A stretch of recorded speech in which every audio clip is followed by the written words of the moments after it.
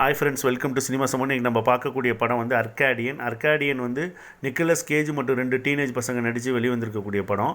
இதோட ஒன்லைன் என்னென்னா, ஒரு மர்மமான ஸ்பீசிஸ் ஒன்று வந்து அந்த கிராமத்திலே இருக்குது. அந்த கிராமமே ஒரு பேண்டமிக் சுச்சுவேஷனில் இருக்கிற மாதிரி காட்டுறாங்க. தன்னோட 2 பசங்களையும் நிக்கலஸ் கேஜ் ரொம்ப திறமையாக வளர்க்குறாரு. அதுக்கிட்டேருந்து எப்படி தற்காத்துக்கிறது கலையை அவர் சொல்லிக் கொடுத்து வளர்க்குறாரு. ஆனால் சின்ன சின்ன சண்டை வந்து இந்த டீனேஜுக்கே உண்டான சின்ன சின்ன சண்டை இந்த 2 பசங்களுக்கும் வந்துக்கிட்டே இருக்குது அப்பப்போ. இதுக்கிடையில் இந்த சின்ன பையன் என்ன பண்ணுறான்னா, தன்னோட கேர்ள் ஃப்ரெண்டை பார்க்குறதுக்காக போகிறான். ரொம்ப லேட் நைட் ஆயிடுது. லேட் நைட் ஆனவுடனே அவன் மாட்டிக்கிறான். ஆனால் அந்த ஸ்பீசிஸோட அட்டாக் லேட் நைட்டில் தான் நடக்குது. ஸோ அவனை காப்பாற்றுறதுக்காக என்ன பண்ணுறாரு, நிக்கலஸ் கேஜ் போகிறாரு. அவரும் ரொம்ப காயம்பட்டு வந்துடுறாரு. ஸோ காயம்பட்டு வந்து இந்த 3 பேரும் வந்து அந்த ஸ்பீசிஸோட அட்டாக்லேருந்து தப்பிச்சாங்களா, அங்கே அந்த கிராமம் என்ன ஆணுச்சு அப்படிங்கிறது தான் அதோட மீதி கதை.